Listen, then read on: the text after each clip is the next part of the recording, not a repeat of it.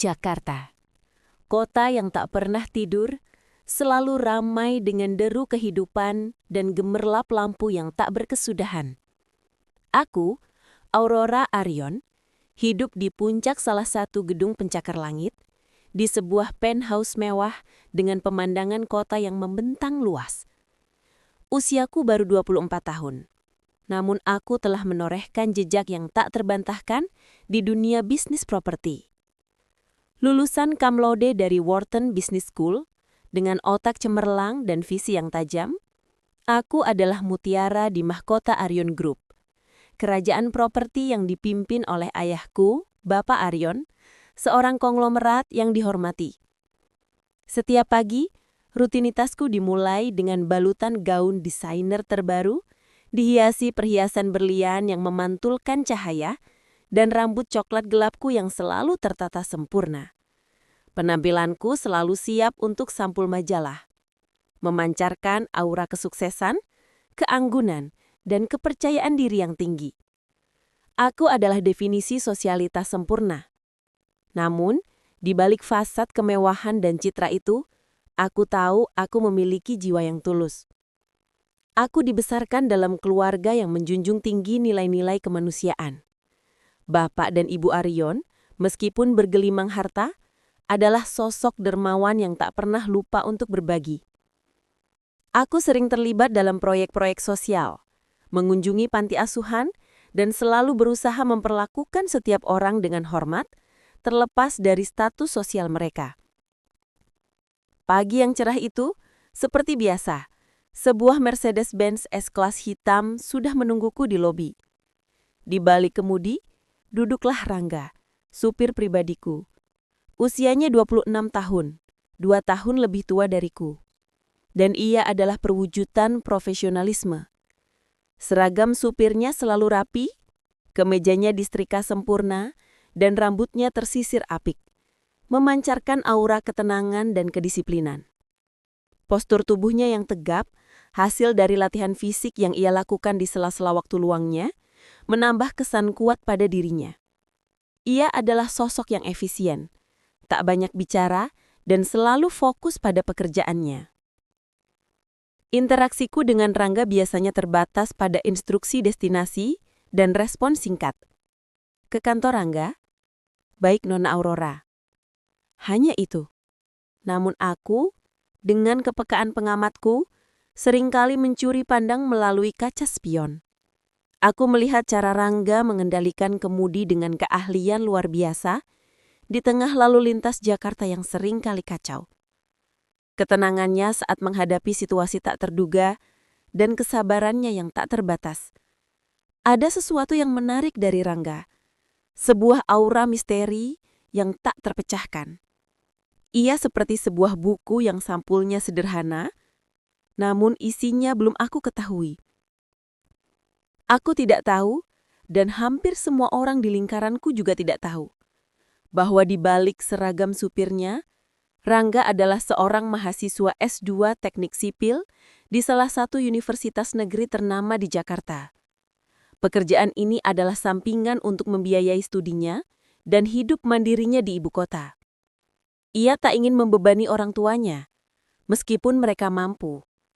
Rahasia terbesar yang ia simpan rapat-rapat adalah latar belakang keluarganya. Rangga adalah putra tunggal dari Papa Hadi, seorang tuan tanah dan petani kaya raya di sebuah desa yang damai di kaki Gunung Lawu, Jawa Tengah.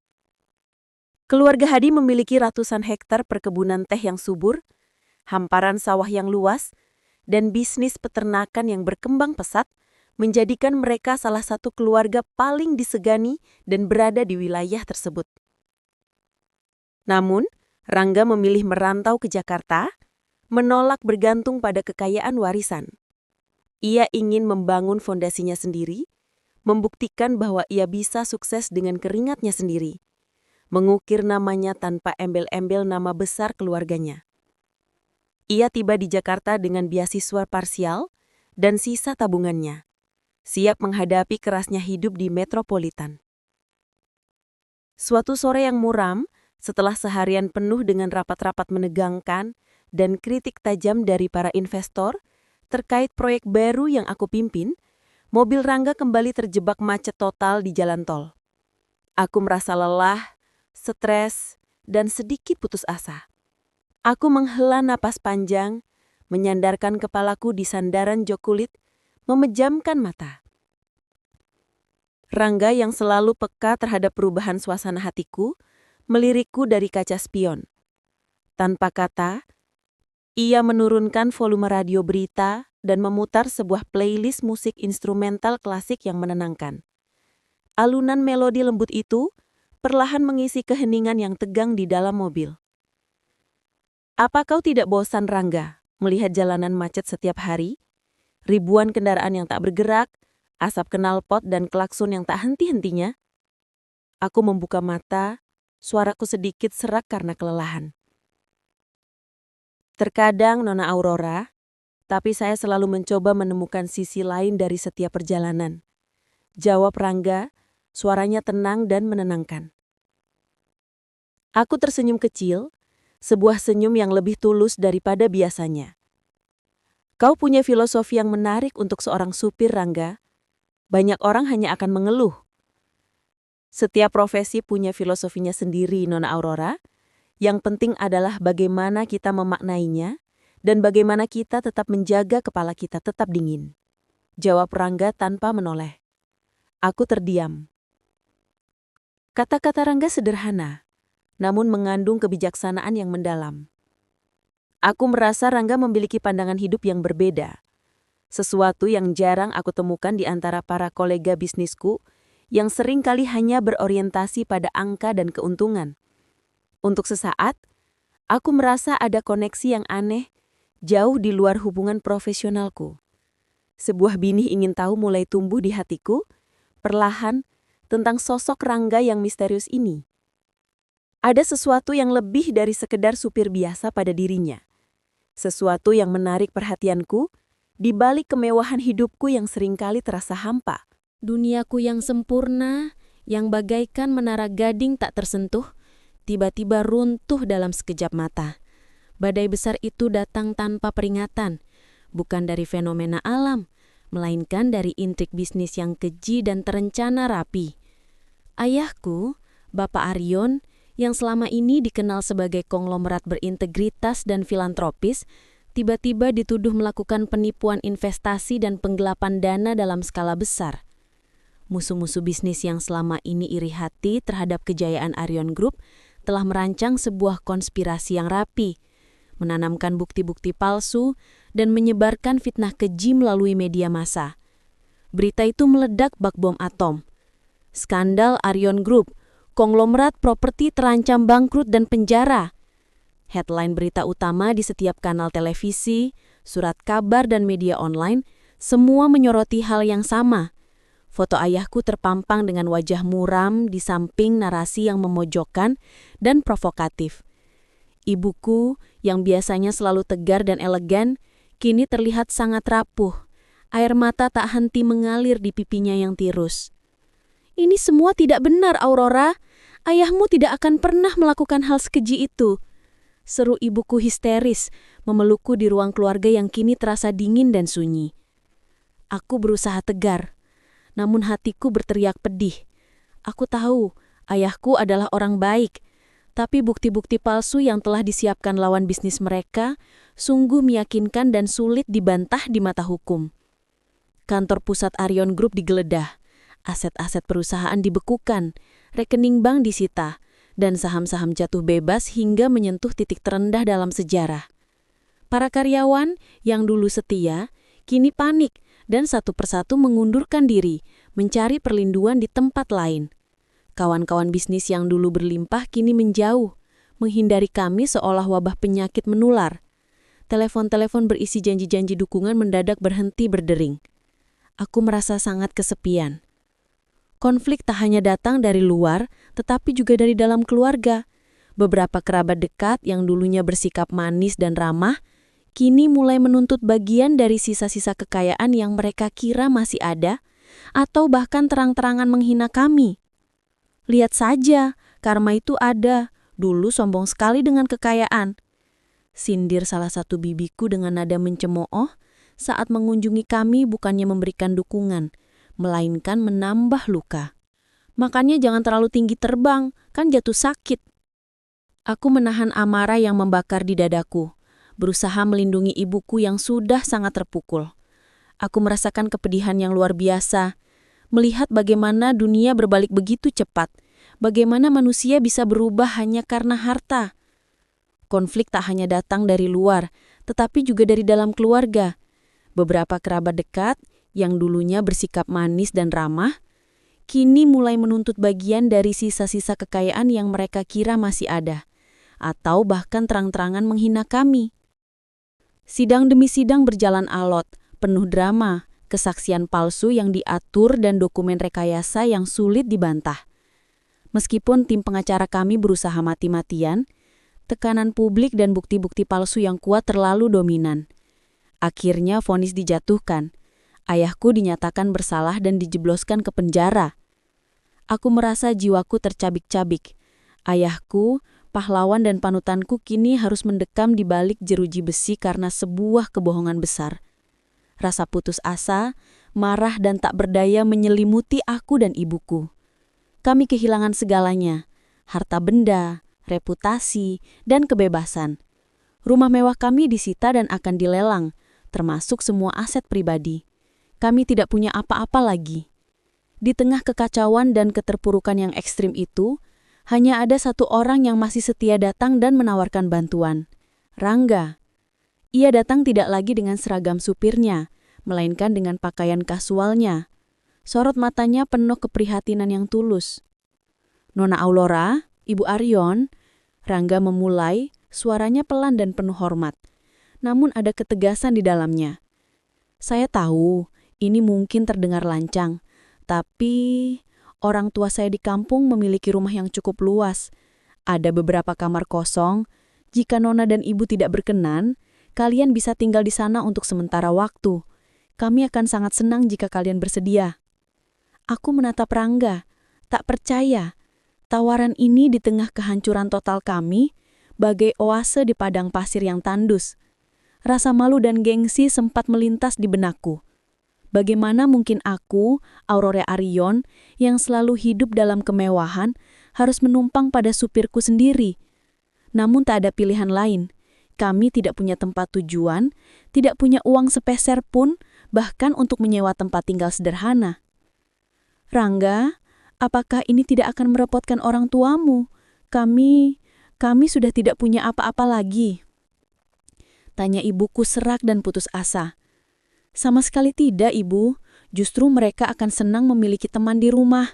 Orang tua saya selalu senang jika rumahnya ramai," jawab Rangga tersenyum setulus, senyum yang memberikan sedikit harapan di tengah kegelapan.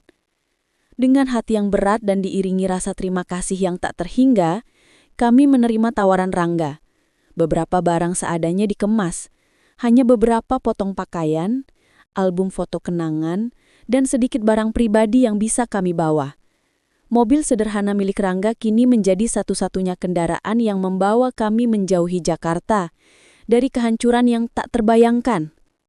Selama perjalanan panjang menuju desa, aku memandangi gedung-gedung tinggi yang perlahan menghilang dari pandanganku, digantikan oleh hamparan sawah hijau, pegunungan yang asri, dan pedesaan yang damai. Air mata mengalir deras. Kali ini bukan hanya karena kesedihan yang mendalam, melainkan perpisahan dengan kehidupan lama yang tak mungkin kembali dan rasa gentar akan masa depan yang benar-benar asing.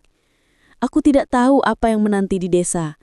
Namun satu hal yang pasti, aku harus bertahan demi ibuku dan demi secerah harapan yang Rangga berikan. Di benakku, pertanyaan-pertanyaan tentang Rangga mulai berkelebatan. Siapa sebenarnya Rangga? Mengapa ia begitu baik? Ada apa di balik ketenangannya? Ia bagaikan sebuah tembok, dan aku baru saja melihat retakan kecil di dalamnya. Perjalanan panjang yang melelahkan akhirnya berakhir. Mobil Rangga melaju pelan melewati jalanan desa yang masih berbatuan, dikelilingi hijaunya persawahan dan pepohonan rindang. Udara segar pegunungan yang sejuk dan bersih langsung menyambut kami. Sebuah kontras yang menusuk indera dibandingkan polusi Jakarta. Mobil berhenti di depan sebuah rumah joglo besar yang terbuat dari kayu jati tua, dikelilingi taman asri dengan berbagai tanaman obat dan kebun buah yang terawat apik. Rumah itu memancarkan aura ketenangan dan kedamaian. Jauh dari kemewahan gemerlap Jakarta, namun terasa sangat hidup dan hangat. Seorang wanita paruh baya dengan kebaya sederhana namun rapi, rambutnya disanggul rapi, wajahnya memancarkan kehangatan dan kebaikan, segera menyambut kami di teras. Ia adalah Ibu Hadi, Ibu Rangga. Tanpa basa-basi, ia memeluk aku dan ibuku seolah kami adalah kerabat lama yang baru kembali dari perjalanan jauh.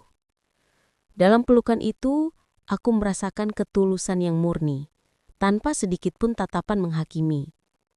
Ini adalah hal yang tak pernah aku rasakan dari kerabat kami sendiri. Nak Aurora, Nak Arion, selamat datang. Anggap saja rumah sendiri ya, jangan sungkan. Ucap Ibu Hadi, suaranya lembut dan menenangkan, berhasil meluluhkan sedikit beban di hatiku. Sambutan tulus itu membuat hatiku sedikit melunak. Aku merasa malu sekaligus terharu. Bagaimana bisa orang asing begitu baik kepada kami yang kini tak punya apa-apa, yang dulunya begitu sombong dengan kemewahan. Aku merasa sangat bersalah. Kamar yang disiapkan untuk kami cukup luas, dengan perabot sederhana berupa tempat tidur kayu berukir, lemari pakaian kuno, dan sebuah meja rias tua. Jendela besar di kamar itu langsung menghadap ke hamparan sawah hijau yang membentang luas hingga ke kaki gunung. Sebuah pemandangan yang tak pernah kulihat sebelumnya dari kamar tidurku. Malam pertama itu, aku kesulitan tidur. Dinginnya udara malam menusuk kulitku, suara jangkrik bersahutan di kebun, dan gemericik air irigasi yang mengalir tak jauh dari rumah terasa sangat asing di telingaku. Aku merindukan kasur empuk, bantal sutra, dan suara AC yang mendengung. Namun di tengah semua keasingan itu, ada juga rasa damai yang aneh. Seolah beban berat di pundakku sedikit terangkat. Aku merasakan kesunyian yang berbeda. Kesunyian yang membuat jiwaku berteriak akan kehilangan, namun juga memberi ruang untuk bernafas, untuk merenung. Pagi harinya, aku terbangun oleh suara ayam berkokok dan aroma masakan tradisional yang lezat menyeruak dari dapur. Aku melihat ibuku sudah bangun, duduk di tepi ranjang, menatap kosong keluar jendela. Wajahnya masih terlihat muram. Gurat kesedihan mendalam tak bisa disembunyikan. "Ayo Bu, kita coba," ajakku, meraih tangan ibuku, berusaha membangkitkan semangat. Di dapur, Ibu Hadi sedang sibuk memasak. Aku melihat tumpukan piring kotor di bak cuci, tumpukan sayuran segar di meja, dan bau rempah-rempah yang menusuk hidung. Dapur di rumah ini sangat berbeda dengan dapur modernku di Jakarta yang steril, jarang terpakai, dan selalu ada asisten rumah tangga yang mengurusnya. "Mari sarapan Nak Aurora, Nak Arion, ada nasi tiwul hangat, sayur asam segar, dan ikan asin peda goreng." Ibu Hadi menyajikan hidangan sederhana, namun terlihat sangat menggudang selera di atas meja makan kayu panjang. Aku yang terbiasa dengan sarapan roti bakar, sereal gandum, atau hidangan ala barat lainnya, kini harus menyantap nasi tiwul. Aku merasa canggung, tak tahu bagaimana memulai. Aku meraih sendok dengan ragu. Ibu Hadi tersenyum sabar, dan Rangga yang duduk di seberang memberikan isyarat melalui matanya agar aku mencicipinya. Rasanya aneh, namun lezat, sebuah kejutan bagi lidahku. Hari-hari pertama di desa adalah perjuangan yang luar biasa bagiku. Tanganku yang terbiasa memegang mouse komputer, pulpen mahal, dan tablet canggih, kini harus memegang sapu lidi yang kasar, menimba air dari sumur yang dalam untuk mandi, dan mencuci pakaian dengan tangan di papan gilisan. Aku merasa kotor, kaku, dan serba salah. Kakiku yang biasa melangkah di lantai marmer atau karpet tebal, kini harus menginjak tanah berlumpur, rumput basah, dan kerikil tajam. Setiap tugas rumah tangga yang sederhana bagiku terasa seperti tantangan Everest. Suatu sore, saat aku mencoba menyiram tanaman di kebun, aku terpeleset di tanah licin dan lumpur mengotori seluruh bajuku. Frustasi memuncak. Aku terduduk di tanah, air mata mengalir deras membasahi pipiku, bercampur dengan lumpur. Aku benci ini. Aku benci tidak bisa apa-apa. Aku ini tidak berguna. Isakku, merasa benar-benar tak berdaya. Aku merasa seluruh hidupku adalah sebuah kebohongan. Aku tidak pernah benar-benar belajar bagaimana hidup. Rangga, yang kebetulan lewat setelah pulang dari sawah, melihatku. Ia datang, berjongkok di sampingku. Semua orang pernah jatuh, Aurora. Yang penting, bagaimana kita bangun lagi. Tidak ada yang langsung bisa melakukan semuanya. Ini hanya masalah kebiasaan. Ayo, kita bersihkan dulu. Kemudian, aku akan tunjukkan bagaimana caranya agar tidak terpeleset lagi. Aku menatap tangan Rangga. Ada kehangatan dan ketulusan yang mendalam di matanya, tanpa sedikit pun tatapan menghakimi. Ini adalah hal yang tak pernah aku rasakan dari kerabat kami sendiri. Aku mulai belajar dari Ibu Hadi. Aku belajar memasak masakan desa, mulai dari menumbuk bumbu, mengiris sayuran, hingga meracik rempah-rempah. Kulitku yang dulu putih mulus dan terawat, kini mulai menghitam karena terpaan sematahari, dan tanganku yang dulu lembut, kini mulai kasar dan kapalan. Aku melakukan kesalahan berulang kali, membuat nasi gosong, memecahkan piring, atau membuat sayur keasinan. Namun Ibu Hadi selalu senyum sabar. Tidak apa-apa, Nak. Belajar memang begitu. Lama-lama juga bisa. Yang penting niatnya. Melihat ibuku, Ibu Arion, yang masih sering melambengau dan terlihat lesu, aku semakin bertekad. Aku harus bangkit demi ibuku. Aku mulai membantu ibu-ibu desa menjahit, mengajar anak-anak mengaji di sore hari, dan ikut gotong royong membersihkan masjid atau jalan desa. Senyumku kembali merekah, bukan lagi senyum yang dibuat-buat untuk citra, melainkan senyum tulus yang memancar dari hati yang damai. Aku mulai menemukan diriku yang sebenarnya, jauh dari kilauan emas Jakarta. Seiring berjalannya waktu, aku tak lagi merasa sebagai tamu di desa. Aku telah menjadi bagian tak terpisahkan dari komunitas itu. Aku bukan lagi Nona Aurora yang canggung dan asing, melainkan Ning Aurora yang ramah, cekatan, dan penuh semangat. Hubunganku dengan Rangga pun semakin dalam, melampaui batas formalitas masa lalu kami sebagai bos dan supir. Rangga sering pulang pergi Jakarta desa untuk melanjutkan studinya. Setiap kali ia kembali, aku merasa ada kelegaan yang aneh, sebuah perasaan yang menghangatkan hatiku. Aku merindukan kehadiran Rangga, suaranya yang tenang dan senyum tipisnya yang kini terasa begitu akrab.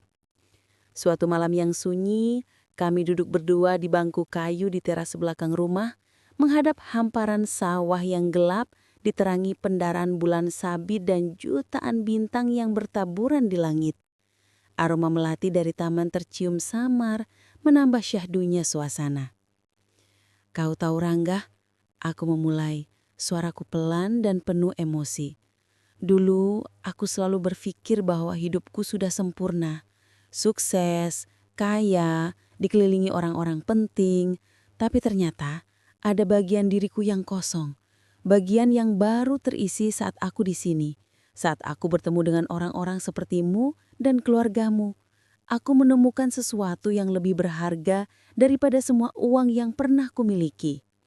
Rangga menoleh, menatapku dalam-dalam, matanya memancarkan kehangatan yang tulus. Setiap orang punya lubang kosongnya masing-masing, Aurora. Terkadang kita harus tersesat dulu, kehilangan segalanya, untuk menemukan apa yang benar-benar kita cari dan siapa diri kita sebenarnya. Dan aku menemukannya di sini. Aku menatap mata Rangga. Ada ketulusan yang mendalam. Aku menemukan ketulusan, kebersamaan, dan arti kebahagiaan yang sesungguhnya. Aku merasa lebih hidup di sini. Rangga terdiam. Ia bisa melihat perubahan besar pada diriku. Gadis manja yang dulu ia supiri, kini adalah wanita tangguh yang tak gentar kotor. yang peduli pada sesama dan memiliki hati yang lapang. Ia tak lagi melihat kemewahan, melainkan keindahan jiwa yang murni. Ada rasa kagum yang tumbuh menjadi sesuatu yang lebih dalam, sesuatu yang perlahan menjelma menjadi cinta.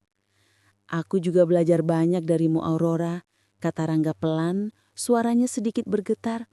Melihatmu bangkit dari keterpurukan, bagaimana kau beradaptasi dengan semua ini, itu memberiku inspirasi.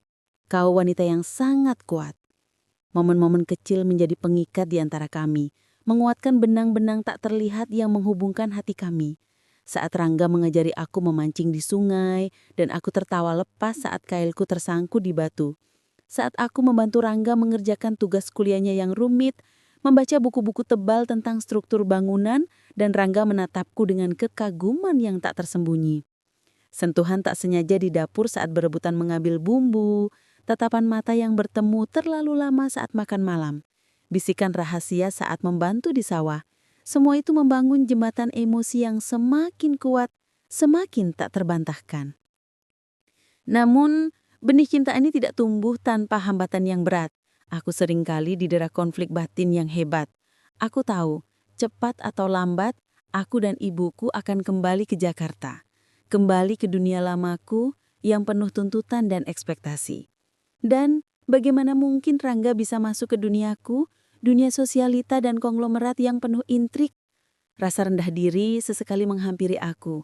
Aku merasa tidak pantas untuk Rangga yang begitu tulus, sederhana, dan aku tahu ia menyimpan rahasia tentang dirinya. Di sisi lain, ada beberapa pemuda desa yang juga diam-diam menaruh hati padaku. Salah satunya adalah Budi, seorang pemuda desa tampan, pekerja keras, dan memiliki sawah yang cukup luas. Ia selalu menawarkan bantuan kepadaku, mengantar ke pasar, atau sekedar berbincang ramah. Ia sering mencuri pandang, memberikan bunga-bunga desa yang ia petik sendiri, dan mencoba mendekatiku dengan segala kesederhanaannya. "Neng Aurora, kok betah banget di sini? Kapan pulang ke kota? Saya dengar Neng kan orang kaya di kota." Tanya Budi suatu sore saat ia membantu aku memanen jagung. Nada suaranya sedikit menggoda. Aku hanya tersenyum canggung. Aku tak ingin Budi salah paham, tapi aku juga tak ingin melukai perasaannya. Aku hanya menjawab singkat bahwa aku masih harus menemani ibuku. Rangga, yang sering melihat kedekatan Budi dan aku, merasakan gelombang cemburu yang perlahan muncul, meskipun ia berusaha menyembunyikannya dengan sikap tenangnya. Ia tahu statusnya hanyalah bekas supir bagiku, dan seorang mahasiswa biasa di mata orang desa. Ia merasa sedikit terancam. Suatu malam, saat Rangga mengantarku pulang dari pengajian di masjid desa, Budi tiba-tiba muncul di hadapan kami, memotong jalan. "Neng Aurora, besok ada acara syukuran di rumah saya. Boleh saya jemput Neng Aurora?" tanya Budi. Tatapan matanya tajam menembus Rangga, sebuah tantangan tersirat. Aku merasa sangat tidak enak. Aku menatap Rangga sejenak, mencari dukungan. "Terima kasih Budi, tapi saya sudah janji akan membantu Ibu Hadi besok di kebun." Budi terlihat sangat kecewa dan ia melirik Rangga sinis sebelum pergi dengan langkah berat. Rangga hanya diam, namun aku merasakan ketegangan yang memenuhi udara di antara kami. "Kenapa kau tidak bilang saja padanya kalau kau tidak mau, Aurora? Kenapa harus beralasan Ibu Hadi?" tanya Rangga agak kaku, sedikit menahan amarah. "Atau memang kau mau pergi bersamanya?" "Aku tidak enak, Rangga. Dia anak yang baik. Lagi pula, itu bukan urusanmu kan? Aku bisa menentukan pilihanku sendiri." Aku menjawab, suaraku meninggi, merasa tersinggung dengan nada Rangga yang terdengar menuduh. Aku merasa Rangga meragukan perasaanku. Kata-kataku menusuk hati Rangga dan aku tahu itu. Ia merasa aku masih menganggapnya hanya sebatas orang lain, seseorang yang tak berhak ikut campur dalam urusanku.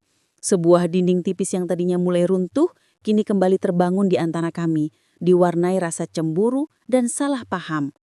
Konflik ini mencapai puncaknya di hari yang paling tak terduga. Suatu siang, sebuah mobil mewah berwarna hitam mengkilap yang sangat kontras dengan pemandangan desa memasuki halaman Rangga. Dari mobil itu turunlah seorang pria paruh badan yang elegan mengenakan batik sutra mahal. Pria itu adalah Bapak Danu, seorang konglomerat ternama dari kota tetangga, yang aku kenal dari acara-acara bisnis di Jakarta. Ia adalah salah satu pengusaha paling berpengaruh di Jawa Timur. Aku yang sedang menyeram tanaman di dekat situ, melihat kedatangan pria itu. Aku terkejut, mataku membelalak. "Bapak Danu, ada apa beliau ke sini?" bisikku dalam hati. "Rangga, nak, lama tidak bertemu. Apa kabarmu?" seru Bapak Danu riang memeluk Rangga hangat. "Bagaimana studimu di Jakarta? Bapakku cerita kau sudah mau selesai S2. Hebat sekali. Kau pasti akan jadi insinyur yang sukses." Aku yang mendengar percakapan itu terdiam. Mataku beralih dari Bapak Danu ke Rangga, mencoba memahami. Otakku berputar, mencoba menyatukan kepingan-kepingan informasi yang kontradiktif. Aku mendekat, langkahku pelan, penuh kecurigaan dan rasa tak percaya. Bapak Danu yang melihat aku mendekat terkejut. "Loh, Nona Aurora, apa kabar? Saya dengar keluarga Anda mengalami musibah besar, tapi kenapa Anda ada di sini?" Pertanyaan Bapak Danu bagai petir di siang bolong, menghantamku dengan kenyataan yang menyakitkan. Aku menatap Rangga, kemudian ke Bapak Danu, wajahku pucat pasi. Wajah Rangga juga berubah pucat. Rahasianya yang selama ini ia simpan rapat-rapat dengan segala daya, kini terbongkar di hadapan wanita yang ia cintai. "Aurora, ini tidak seperti yang kau pikirkan." Rangga tergagap mencoba menjelaskan, namun kata-kata itu terasa hambar di telingaku, diselimuti rasa sakit dan pengkhianatan. "Tidak seperti yang kau pikirkan. Jadi selama ini kau berbohong padaku. Rangga, kau bilang kau hanya mahasiswa biasa yang bekerja sebagai supir untuk membiayai kuliahmu. Tapi ternyata kau anak tuan tanah kaya raya. Anak dari Bapak Hadi yang punya kebun teh dan sawah puluhan hektar itu, yang nama keluarganya dikenal seantero daerah ini. Apa kau kira aku tidak tahu siapa Bapak Hadi?" Bapak Danu yang menyadari suasana tegang yang mencekam hanya bisa terdiam canggung, merasa tidak enak hati karena telah membongkar rahasia ini. Ia segera pamit dengan alasan ada urusan penting. "Kenapa kau tidak memberitahuku, Rangga? Kenapa kau harus menyembunyikan ini dariku? Kau tahu betapa terpuruknya aku saat itu dan kau membiarkanku hidup dalam kebohongan ini. Aku merasa dikhianati. Selama ini aku telah membuka hatiku, menunjukkan sisi paling rentan dariku. Bahkan jatuh cinta padamu, Rangga, sementara kau menyimpan rahasia sebesar ini." Rasa sakit, marah, dan kekecewaan bercampur aduk menjadi badai di hatiku. "Aku, ini tidak seperti yang kau pikirkan. Tidak seperti yang kau pikirkan. Jadi selama ini kau berbohong padaku, Rangga? Yang kau bilang kau hanya mahasiswa biasa yang bekerja sebagai supir untuk membiayai kuliahmu itu. Tapi kau sebenarnya adalah anak tuan tanah kaya raya." Aku berlari masuk ke dalam rumah, meninggalkan Rangga yang terpaku di halaman dengan wajah penuh penyesalan. Hatiku hancur berkeping-keping, bukan karena Rangga ternyata kaya, tapi karena kebohongan yang aku rasakan. Aku merasa dimainkan, merasa bodoh karena begitu mempercayai dan membuka hatiku. Konflik yang selama ini terpendam kini meledak dengan dahsyat, mengancam untuk menghancurkan semua yang telah kami bangun. Aku mengurung diri di kamar. Hatiku hancur berkeping-keting. Aku merasa dikhianati, marah, dan berkecewaan yang tak terhingga. Tangisanku pecah, membesahi bantal. Bagaimana bisa Rangga, pria yang aku percayai, yang telah menolongku di masa terpuruk, ternyata menyimpan rahasia sebesar itu? Apakah kebaikannya hanya topeng? Apakah aku hanya objek eksperimen baginya? Ibuku dan Ibu Hadi mencoba menenangkan, mengetuk pintu kamarku, namun aku tetap pada kekecewaanku, menolak berbicara. Rangga dengan hati yang remuk, tak henti-hentinya mencoba menjelaskan. Ia duduk di depan pintu kamarku, suaranya serak menahan kesedihan dan penyesalan. "Aurora, tolong dengarkan aku. Aku tidak bermaksud membohongimu. Aku hanya ingin kau mengenalku sebagai Rangga, bukan sebagai putra tuan tanah. Aku ingin kau melihatku sebagai seorang Rangga yang mandiri, yang ingin membuktikan bahwa aku bisa berdiri di atas kakiku sendiri, tanpa embel-embel kekayaan orang tuaku. Aku ingin meraihmu dengan usahaku sendiri, dengan prestasiku. Bukan kasihan." Aku akhirnya keluar dari kamar, mataku sembab, wajahku pucat. "Maksudmu, aku tidak akan pernah menyukaimu jika tahu kau anak orang kaya. Kau meremehkanku, Rangga? Menganggapku hanya melihat harta dan status?" Suaraku bergetar menahan emosi. "Tidak, Aurora, bukan begitu. Aku hanya takut kau akan menjauh. Aku tidak ingin kau melihatku sebagai seseorang yang memanfaatkanmu atau keluarga Aryon. Aku takut kau akan mengira aku hanya mendekatimu karena statusmu setelah kau bangkit nanti." Jelas Rangga mencoba meraih tanganku, matanya memohon pengertian yang tulus. Malam itu, kami berdebat panjang di ruang keluarga yang kini terasa begitu sempit. Aku meluapkan semua kekecewaanku, semua rasa sakit yang aku pendam. Rangga berusaha menjelaskan motivasinya, niat tulus di balik rahasianya, ketegangan memenuhi rumah joglo yang biasanya damai, seolah petir menyambar di tengah keheningan. Ibuku dan Ibu Hadi hanya bisa mendengarkan dengan sedih, merasakan betapa beratnya konflik yang melanda dua hati yang saling mencintai ini. Konflik ini adalah ujian terbesar bagi cinta yang baru tumbuh itu. Keesokan harinya, ayahku tiba di desa.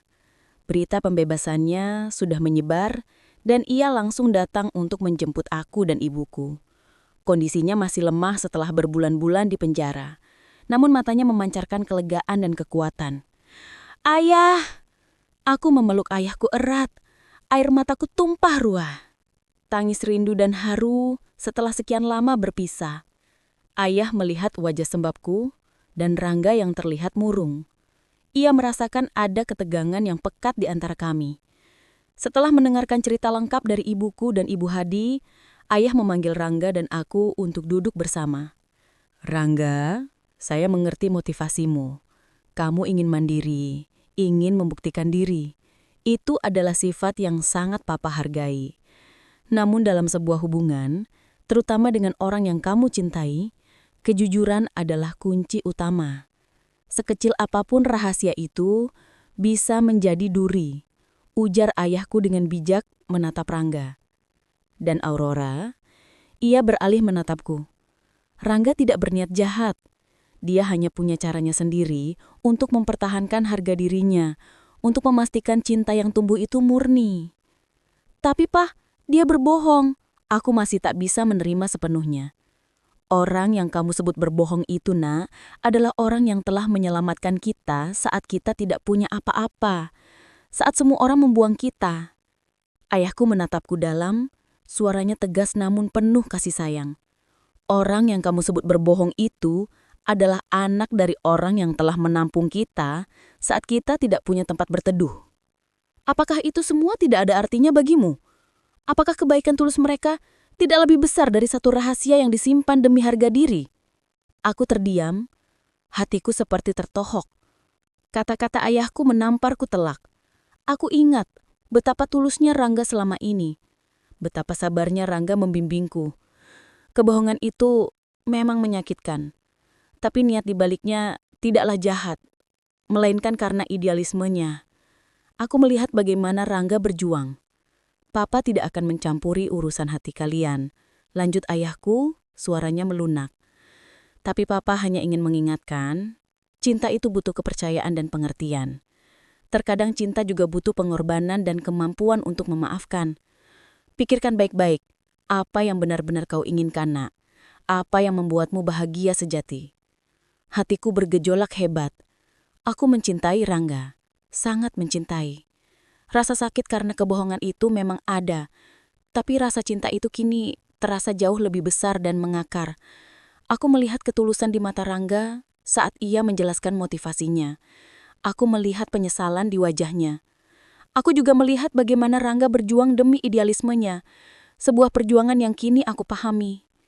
Malam itu, aku menemui Rangga di teras belakang, di bawah sinar rembulan yang temaram. Aku masih kecewa, Rangga. Rasa sakit itu belum hilang sepenuhnya. Tapi aku mengerti. Aku mengerti mengapa kau melakukan itu. Aku melihat usahamu, dan aku melihat hatimu. Aku juga tahu, aku salah karena tidak mencoba mengenali lebih dalam dirimu sebelumnya. Rangga menatapku dengan tatapan penuh harapan, matanya berkaca-kaca. "Jadi, kau memaafkan aku?" Aku menghela nafas, tersenyum kecil. "Memaafkan itu butuh proses, Rangga. Tapi aku tidak bisa membayangkan hidupku tanpamu lagi. Aku sudah terlalu terbiasa denganmu, dengan ketenangan desa ini, dengan semua yang kita lalui. Kau telah menjadi bagian dari diriku." Aku meraih tangan Rangga, menggenggamnya erat. "Aku mencintaimu, Rangga, dengan segala rahasiamu, dengan segala perbedaan kita, dengan semua kekuranganmu, dan dengan segala idealismemu. Aku memilihmu." Air mata Rangga menetes, membasahi pipinya. Ia memelukku erat, merasakan kehangatan dan kelegaan yang luar biasa. Aku juga mencintaimu, Aurora. Aku berjanji tidak akan pernah menyembunyikan apapun lagi darimu. Aku akan belajar untuk lebih jujur dan terbuka.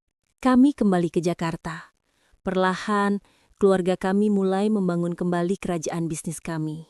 Nama baik ayahku dipulihkan sepenuhnya, dan aset-aset yang disita dikembalikan. Arion Group kembali bangkit, lebih kuat dari sebelumnya. Aku kembali menduduki posisiku, namun dengan sudut pandang yang berbeda. Aku membawa nilai-nilai kesederhanaan, kepedulian, dan empati yang aku pelajari di desa. Aku tak lagi hanya mengejar keuntungan, tetapi juga dampak sosial dan keberlanjutan. Hubunganku dan Rangga terus berlanjut.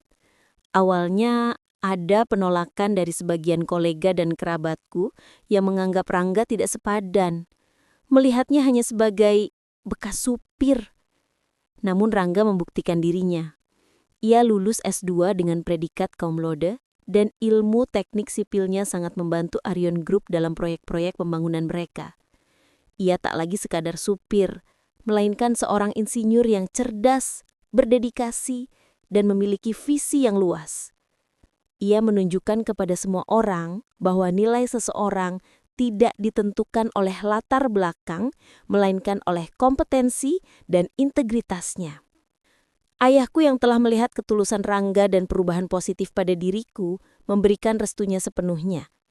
Ibuku pun yang awalnya khawatir akan perbedaan status sosial, akhirnya menerima Rangga dengan tangan terbuka. Cinta sejati itu tidak memandang harta, nak, tapi melihat hati, kata ayahku kepada Rangga suatu hari. Dan kamu punya hati yang tulus dan semangat yang kuat. Jagalah putriku dengan baik. Rangga juga membawaku ke desanya, menunjukkan kepadaku semua aset keluarganya yang sebenarnya. Kebun teh yang luas, hamparan sawah yang hijau, dan bisnis peternakan yang maju. Aku terkejut. Namun kini aku melihatnya dengan senyum penuh cinta. Ternyata kamu benar-benar tuan tanah ya? Godaku mencubit lengan Rangga dan kami tertawa bersama. Kami memutuskan untuk membangun jembatan antara dua dunia kami.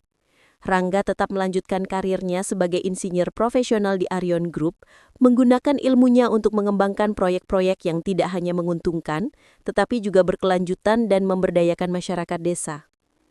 Ia juga tetap mengurus bagian bisnis pertanian dan perkebunan keluarganya, mewujudkan impiannya untuk memajukan desa asalnya menggunakan inovasi teknologi pertanian.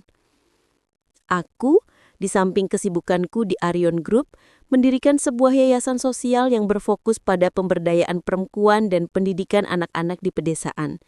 Terinspirasi dari pengalamanku sendiri, aku seringkali membawa Rangga bersamaku ke desa, berbagi kisah, dan bekerja sama untuk mewujudkan mimpi-mimpi kami. Pada akhirnya, aku dan Rangga menikah dalam sebuah upacara yang sederhana namun penuh kehangatan, menggabungkan adat istiadat kota dan desa. Rangga, sang anak petani dan tuan tanah yang idealis, kini bersanding dengan Aurora, pewaris konglomerat properti yang kini rendah hati dan berjiwa sosial. Kami tidak hanya membangun sebuah keluarga, tetapi juga sebuah kisah yang membuktikan bahwa cinta sejati dapat mengatasi segala perbedaan, melampaui status sosial, dan tumbuh lebih kuat melalui badai dan rahasia, asalkan dilandasi percaya, pengertian, dan hati yang tulus. Kami adalah bukti bahwa kebahagiaan sejati bukanlah tentang seberapa tinggi posisi atau seberapa banyak harta, melainkan tentang seberapa dalam cinta yang kami genggam dan bagaimana kami saling mendukung untuk menjadi versi terbaik dari diri kami. Aku akhirnya menemukan kebahagiaan sejatiku bukan di puncak gedung tertinggi, melainkan di samping pria yang mencintaiku apa adanya.